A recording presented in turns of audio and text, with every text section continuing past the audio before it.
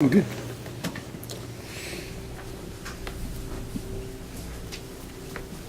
Okay, and we're going to touch on that in a second before I get too scattered. But that's okay, thank you. And if you think of anything before I get to it, certainly tell me because there's a chance that I might forget to cover it. I'm trying to shorten this for you guys so you're not asleep before this whole thing begins. And here's a question where everyone can answer. There's not going to be anyone outside waiting for you with a citation to get a ticket or anything. Who here has drank alcohol before they're 21? Okay, lots of hands. Does anyone feel that you can't be a victim or you can't be set to judge someone if the victim was drinking and they're under 21? Does anyone here, would that bother them so much that they could not? So, okay, everyone here feels that someone that's drinking that's under 21, the law covers them just as it does anyone that has not been drinking?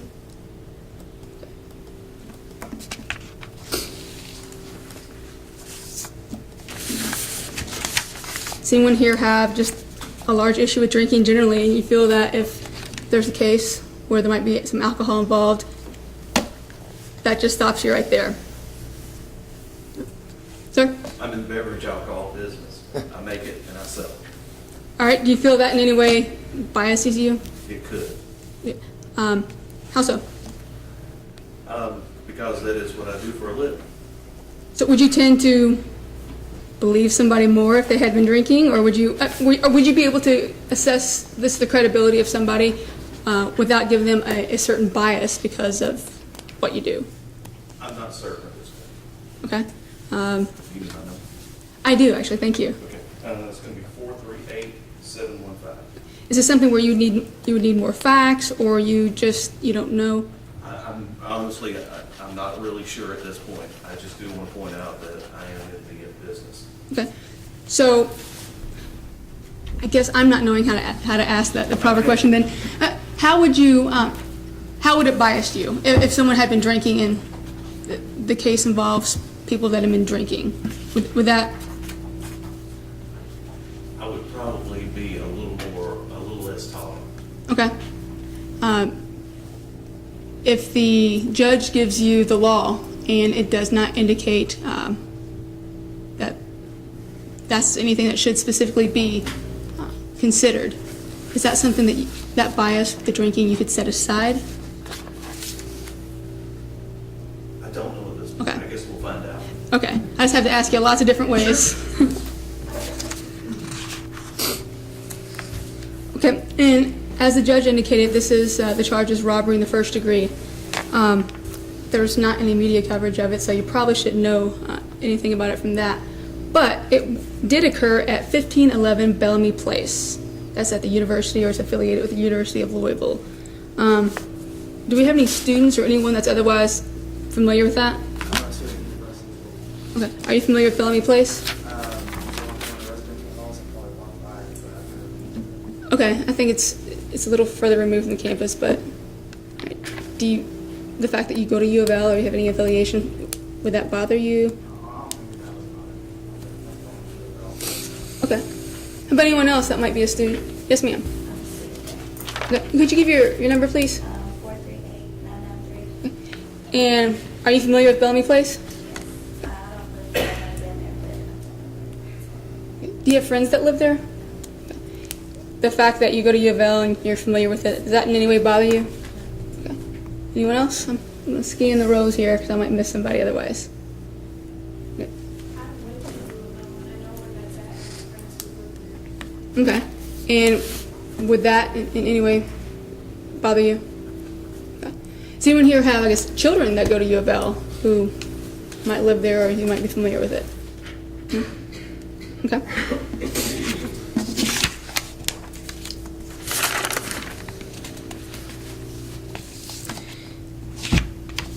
Now, in this trial, as the defendant sits here today, he's presumed innocent, and the burden is on the Commonwealth, which is myself and Mr. Reed. It's our burden to prove beyond a reasonable doubt. We cannot define what reasonable doubt is for you. I can't, the defense can't, and the judge can't. fortunately or unfortunately, however you look at it, that's one of the things that your life experience just needs to tell you what is beyond a reasonable doubt for you guys. Would anyone here hold the prosecution to a different standard? Does anyone here say, I need to know 100% that he did it, or I can't find? So everyone's okay with beyond a reasonable doubt rather than 100% standard? Any questions of anybody? Some people are kind of not nodding too much. There's not a lot to nod to, I know. All right. I don't get to ask very fun questions in this, so sometimes I got to check just to make sure I'm not putting somebody to sleep yet. So we're all agreeing that a beyond a reasonable doubt is the standard that we were hold the prosecution to. Can we get a nod? If nothing else, I might wake you up. All right, thank you. And since beyond a reasonable doubt is the defendant, the prosecution's burden, the defendant, he also has rights. He has right to an attorney. And as we sit here today, he's pled not guilty. He also has a right to a trial. Can everyone here agree that we all have a right to a trial? If, while we're talking here, I come up and I stab Mr. Reed in the neck, everyone here agree, even though everyone saw it, I still have a right to a trial. Just how our system goes.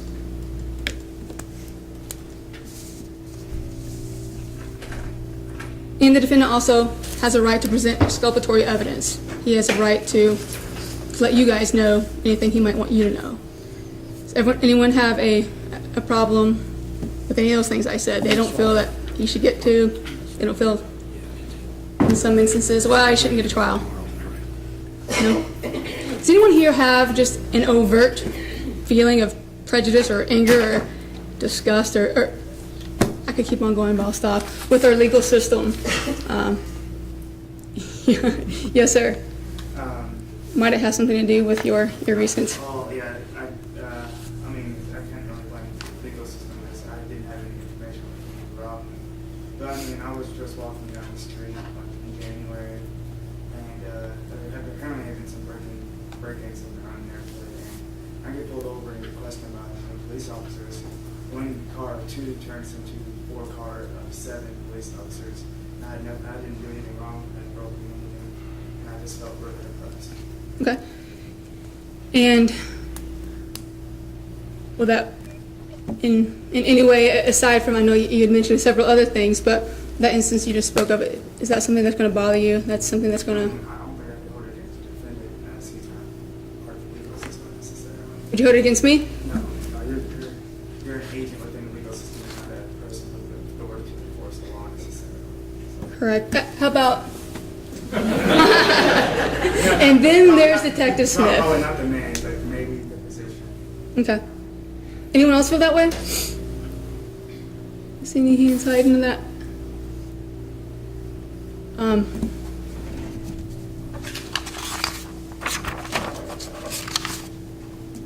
Let's see here. I have some questions that cover this specifically. Has anyone here been a victim of crime? And we kind of touched on that. Okay. I'm gonna go by the road just so I can get some people talking and then get to know you guys a bit better. Ma'am? How long ago? 3-4 years ago.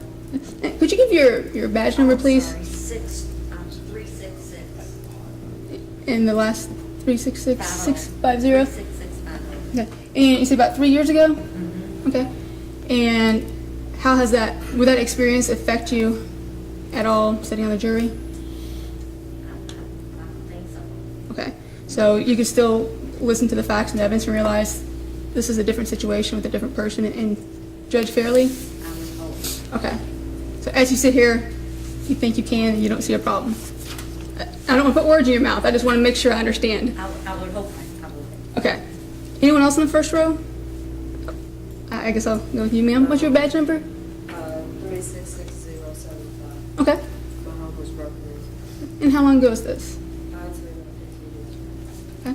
And will that in any way affect you, how you sit here today and judge? No? So you would not be thinking about that when you heard this? Okay, thank you. Same group of questions. 36655. how long ago? 20 years, okay. Was the person caught? Anything about that experience, is that going to taint how you feel or that at all influence you as a juror? I don't think so. Okay. Anyone else? Okay, second row, ma'am. I don't know if this counts by ATM card, just I'm sure it counts as Okay, yeah. it not being a good day for you. Could you give your badge number, please? Sorry, 407 802. Okay. And anything about that experience? Okay. Was the person caught that did it? This just happened. So you're still hoping that they will be, or? Yeah, well, my bank was on pretty quick, so they didn't charge up very much. Okay. And so that is something that you won't think about. Okay. Anyone else on the second row? Sir? 39349, so 13 years ago, my heart was broken to urine of Did they ever find out who did it? nothing. And here's the magic question that I'm sure you don't know when to ask. How has would that affect how you see this case and how you judge? I don't think so. Okay. Third row. Ma'am? 438-513. I no longer work there, but when I worked at the Food Mart, I was robbed at gunpoint. Okay. And as far as I know, Dylan has never been caught. How long ago was that? About a year ago. Okay. And anything about that you think would affect you with the sitting on a robbery case? Yes. Do you believe you could listen to the evidence and, this would, and again, I don't want to put words in your mouth, so if I'm wrong, you correct me, but I guess I'm just trying to draw more out of you. When you hear the evidence in this case, is this something that would prevent you from listening fairly, or do you think you could set aside? Okay, you do? That's great, and this is what we want to know. No wrong answers. Anyone else on that row? In the back row. I'll get to you guys in a second. In the back row. No? Anyone in this row? And who here, first and foremost, did anyone get a speeding ticket on the way to court today and now they're just kind of angry? Because I want to know that too. No? Okay, we got lucky today. Anyone else here have any type of run-in with the law, either as a victim or a witness, anything like that would just kind of color the way you feel when you hear a criminal case? Like, I remember seeing this one cop and he was so rude, I don't like them, I don't think I could listen to him right and give a fair assessment of their testimony. No? Okay.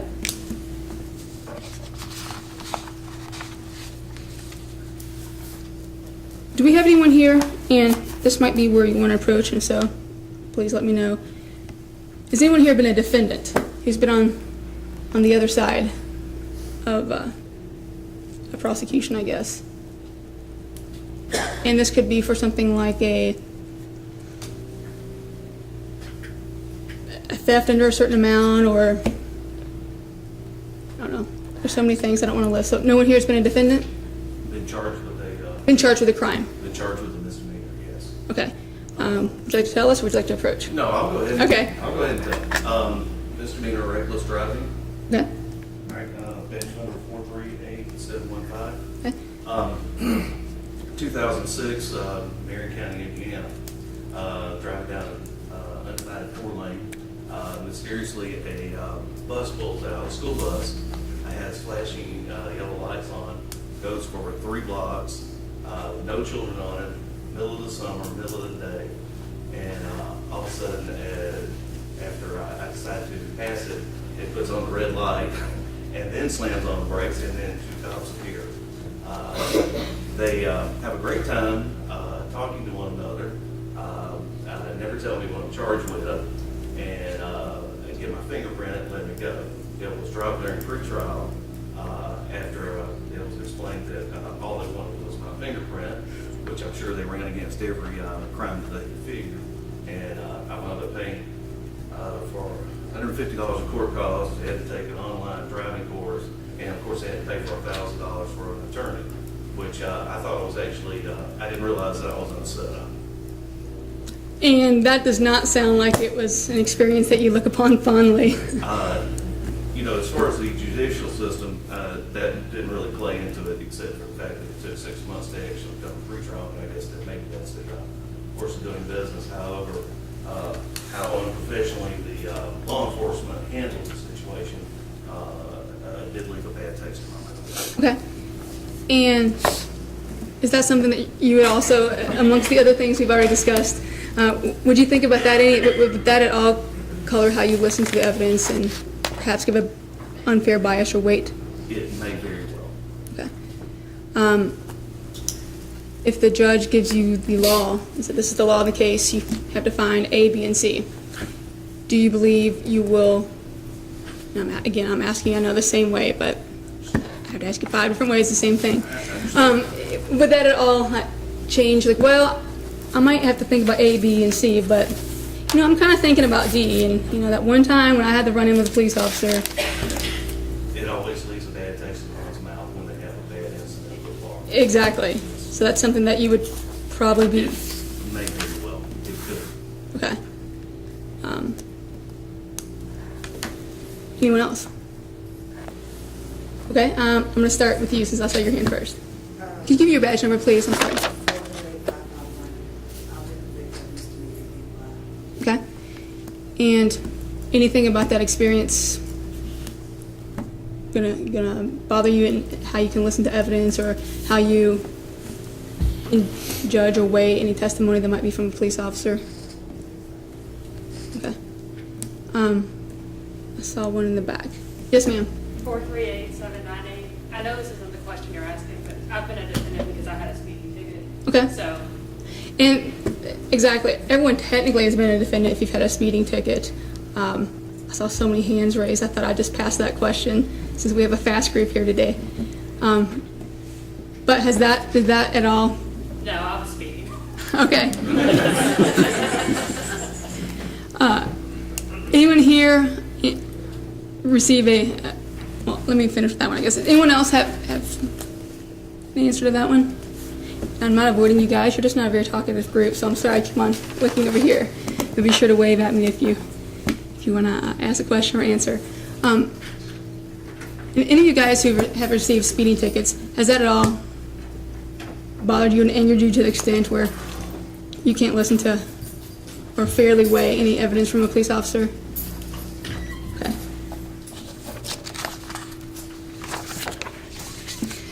As the jury, it is your job to decide the facts. There might be 2 or 3 people here that are going to testify from that stand and give 2 or 3 different versions of exactly what happened. It's your job to determine the credibility and who you're going to believe and just weigh it like that. Anyone here have a problem doing that? And can someone answer or raise their hand? How would you go about determining somebody's credibility? How about you, sir? You looked at me at the wrong second. Yes, sir. 3, 4, 6 is, I mean, you just look at their posture and like if they're looking at the person when they're asking questions and stuff. Okay. Just base it on what other people say. Okay. Anyone else have a different answer for that? How to judge credibility? Okay. The type of evidence you'll be getting from the witnesses when you judge credibility, there are 3 different types. Testimonial. Who here can give me an example of testimonial evidence? I'm going to pick. Yes, sir. Honestly, so I saw him do it. Something like that. Okay, so it's what someone sees and what they testify to. Okay? There's physical evidence. I'm going to pick on somebody over here. You, sir, with the blue shirt. What is physical evidence?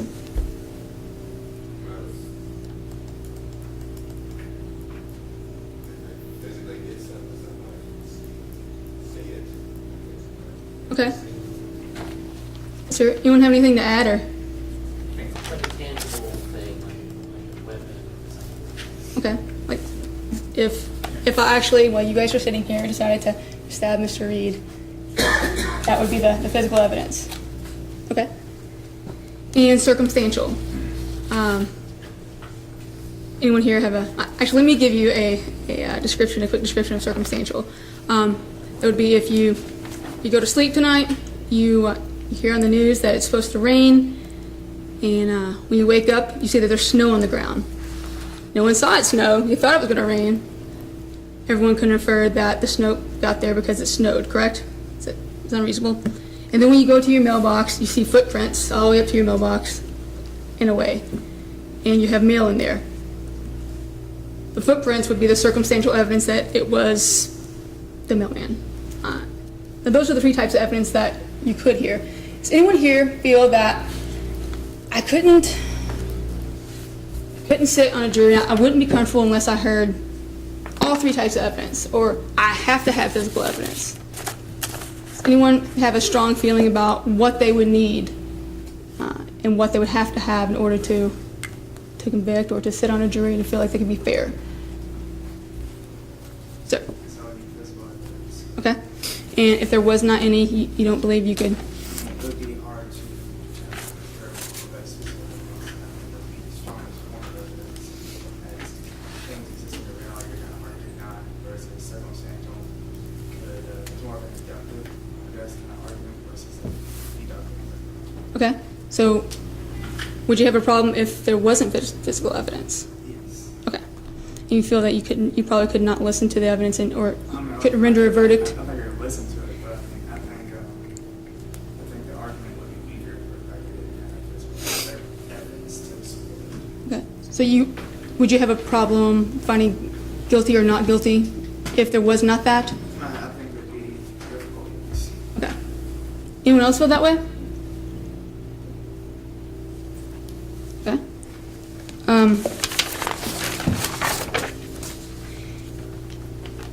I assume everyone here watches TV, correct? Yes? All right. How about those pesky shows, CSI or Law & Order? You can see those? They're on every channel at some point in the night. Okay? In CSI and the Law & Order shows, these things, it's a miracle. They get satellite images of the crime when it happened, and they just happen to have a button that they push, and everybody in the state, or the country actually, it appears their fingerprints are in there.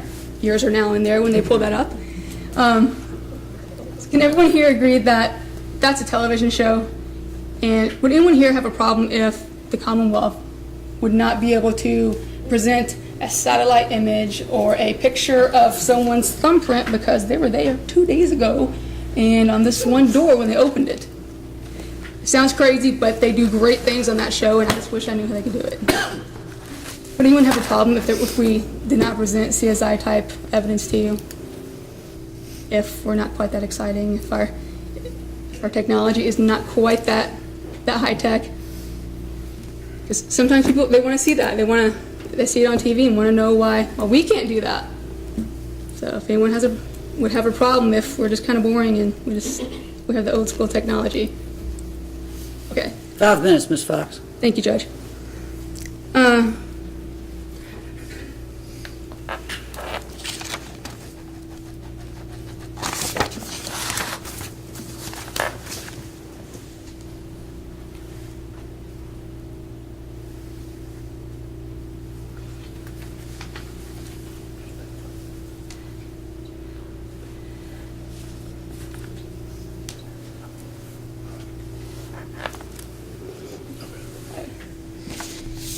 Is there anything that I didn't cover that you think, I might not be a great juror for this particular case because, and fill in the blank? Yes, ma'am.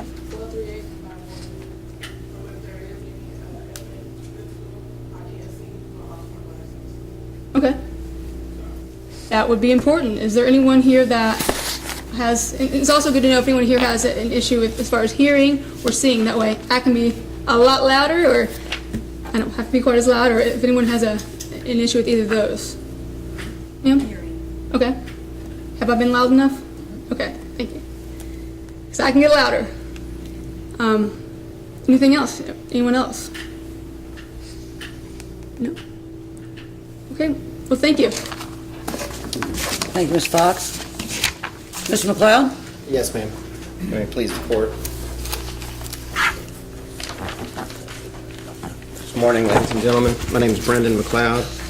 Just a little bit about me. I'm from Hikes Point, grew up there, still live there. I'm not going to pick on jurors. I teach commercial law at the University of Louisville, and I found that when I pick on them, they kind of hold it against me. So I'm going to ask general questions. If y'all want to answer, that'd be perfect, but I'm used to the quietness. I have to go back through and follow up a little bit on what people have said. And, sir, I'm going to start with you, 292642. Your house was burglarized and it was a home invasion? Is that what you... Okay, so you were held at gunpoint? Yes, I was. I was walking out of there. They got my face. Okay. How long did they occupy your house? Maybe 20 minutes. Did it scare the death? Did it scare the... Yeah, it's pretty scary, man. I had a gun turned on me for about maybe 20 minutes. I was on the floor. They took me from my bedroom. Held the gun to my point. They held me at gunpoint. I went to my kitchen, laid on face down on the floor, my kitchen floor, and they basically went through and took whatever they wanted. They had one guy, 2 guns turned on me, my girlfriend, and my other roommate. And they just went through us. And you mentioned you were angry about it as well. At that point, so you went from scared to now you're angry. Well, it's like the initial shock is you're gun, whether it's lethal force in the face, or the appropriate response is fair. Then after the fact, I mean, you feel violated and angry. I mean, like your privacy and your sanctum that's your home, plus you're supposed to be comfortable and peaceful, is proven to be not that. So. Now, in this case, there's no gun. It's a robbery charge. There's actually no physical evidence either for the lady in the back that had just mentioned. But would you hold it against... We're here to say we're not here to not guilty. We're here to say we're innocent. And that's different from what you've gone through. I know what you went through was traumatic. And I don't mean to point you out, but I have to get you to a point because at the end of all this, there's certain things that we're going to strike jurors for cause. I'm trying to figure out, because I can't read your mind, unfortunately, can you be fair and separate Mr. Berry from the horrible events that happened to you? I think it's fair to separate Mr. Berry from the horrible events. However, I believe that with the variety of the juries in here, I think I'm probably not less suitable than other terrorists. Because I'm just angry right now, just thinking about sitting here, thinking about having a gun in my face. I can kind of tell you're almost white-knuckling, and so I'll leave you alone for right now. Now, the young lady in the back, 438-926, you went through a process, you went through a trial last week, is that what you stated? And you felt uncomfortable on making a decision. Is that something that propped up during the trial that you hadn't thought about beforehand, or did you have the same problem during the voir dire process on making that known that you have trouble possibly judging people?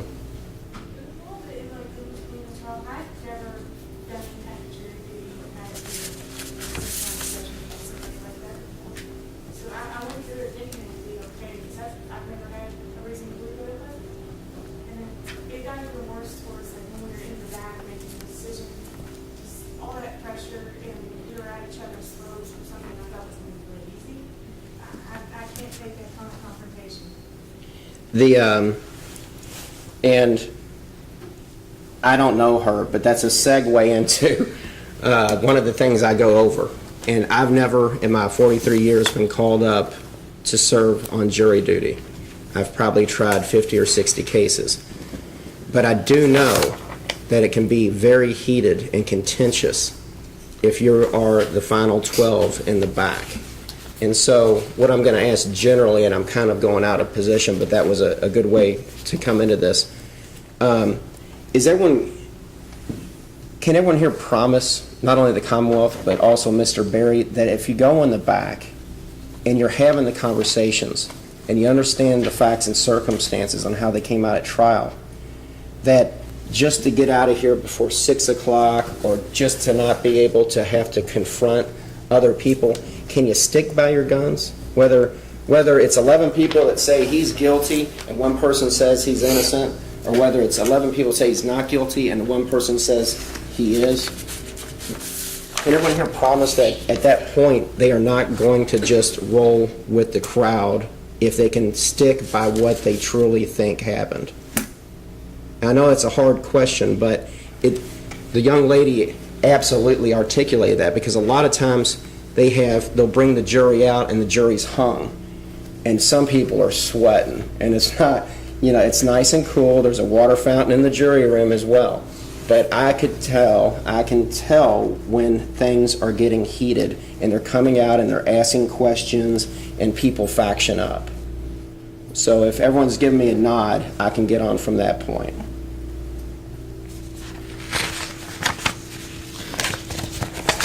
Also, a little bit off the subject, I got a ticket going 7 over coming back from Indianapolis. So I don't know what's going on across the river.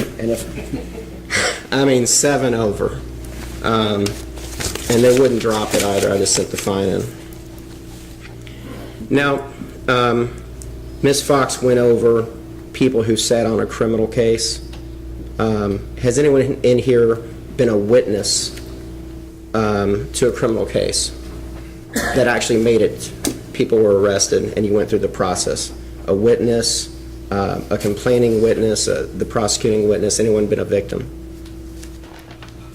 Yes, ma'am. I've been a witness. Have you been a witness, and what kind of case was that? It was in juvenile court. I witnessed, I teach school. I witnessed a young man who had entered our building, wasn't one of our students, down the hall and steal a purse from one of my students and run out. And they got him? Yes. Good.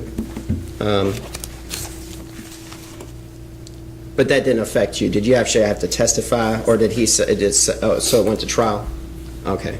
And were you satisfied with that outcome? Yes. Okay. I'm going to pick on someone. I don't personally know him, but Mr. Gooch.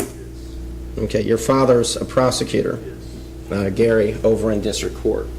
Your brother's in law school too? He just graduated. Okay, and I was going to introduce, Byron here is just graduated from law school. He's taking the bar, and he's just kind of working with me during the summer, and he's helping me out quite a bit. He's in the same class as your brother. Gary's funny and he's talkative. Does he come home and tell you stories about, he's mainly in traffic court. Does he come home and talk about knuckleheads that he had to talk to that day? Okay. Do you have obviously he's your father, so you look up to your father, right? Does he have a certain bent as a prosecutor, and having been a prosecutor for quite some time, in regards to what he has to deal with in court? As a prosecutor, you respect his role, is that? Yes. Okay. And would you put other prosecutors in his position as well, that they would be more credible, that just because he's your father? What about anybody else? Let me ask you, does anybody here have family members, close friends, relatives that are police officers? We'll start at this first row. Sir? They used to be close friends. Two that are police officers. Is that here in Louisville? Yes. Do you know their Their name? yeah, what their names are? Mindy Martin and Brad Stellar. Okay. Actually, it's Peyton Henderson. Okay. Would they tell you stories about riding the beat and arresting people? Occasionally, yeah. Okay. And when they tell you they arrested someone, would you give the more credit to them than maybe a normal lay witness? No, usually I give them grief. Is that right? Yeah. And, I've had that happen too. Like, my brother-in-law is a police officer. I don't believe a thing that comes out of his mouth. So, okay, that's what I'm trying to get at. On the second row, were there anyone who had close friends, relatives? Third row? Yes, sir. My father's 438-627. My father retired in another meeting. Okay, what is his name? Stan Robinson. Okay, and how long has he been? He was, I think, 40 or 41 years when he retired. He's retired now for the last 4. Wow, okay. Would you believe his testimony and other officer friends of his over lay witnesses? No. So you would put them on the same playing field. The next person? I'm sorry, ma'am, yes. 438-503. Yes. My uncle was a state trooper, retired. He retired from Dewey County Police Officer Police Department. He is now a deputy sheriff. Okay, what is his name? Christopher Smith. Okay, and would you believe his testimony and his friend's testimony over a lay witness? Honestly, yes. He's your uncle, okay. And that goes for the brotherhood as far as the fraternal order of police. So you would tend to have them. Right, I'd be careful against me. Right, and would it be tough for you to go back and say, hey, we had to acquit on, the officers, the case was weak? I mean, that would be tough for you to do? Honestly, no. Would you rub it in on him like that? Okay. But you would take his testimony Yes, I would. with much more credibility. Back row? Yes, ma'am. Okay, and what is his name? Okay. Does he tell you stories? Does he talk about his job?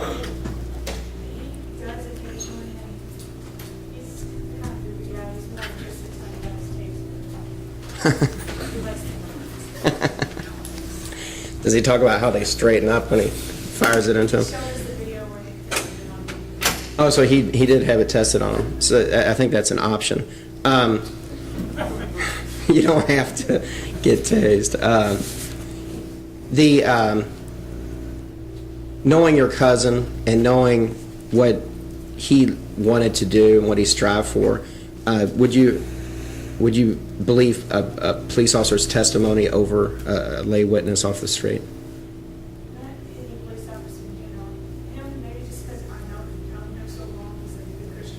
Okay. Okay. Okay. I understand. Anybody over here? I feel like you guys are in timeout. I'm sorry. Ma'am, back to you. The judicial system and the voir dire is to pick out to make sure that we try to get people that don't have biases, and everyone does have a bias. That aren't biased, that aren't unfair, that aren't unreasonable. But it's a system that's set up in America, and I think it's the best system in the world as far as that goes. And so, although you say you're having trouble, that you might have trouble judging people, is it such a trouble that you just couldn't do it, or is it just something that you just feel is uncomfortable?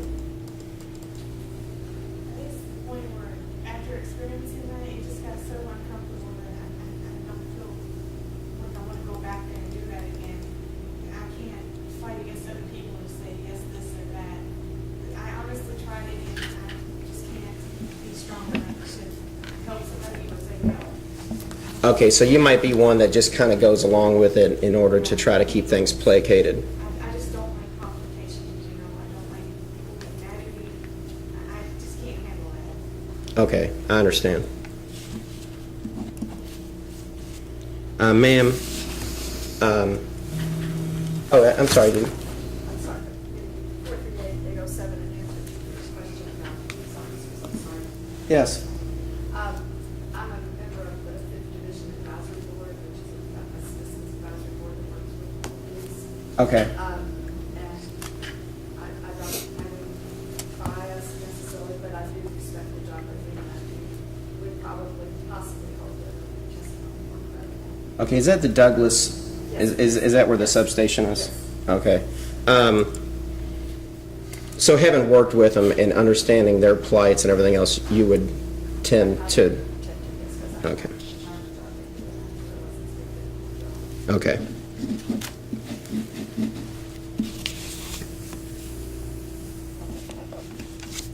Mr. McLeod, I think there's a juror at seat 18 that has had her hand up. I'm sorry. 424-476. Yes, ma'am. My husband used to be a corrections officer. Okay. 5 years ago. Is that, would you tend to believe corrections officer, any type of arresting officer would be more credible than a lay witness? Okay.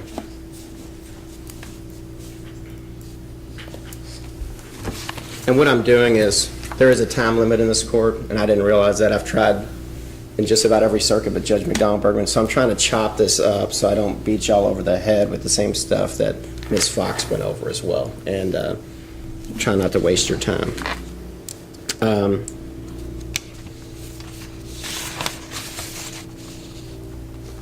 Has anyone in here mistaken someone for someone they know? Ever walked up to someone and started talking to them and you realize they're looking at you like you're crazy and you realize it was someone else? Or yelled at someone across the street and then you're like, sorry, I didn't... Have you... Read that people, I'm like, oh, that's not what it was. Right, and so... I've got as far as conversation, but I've definitely read people online that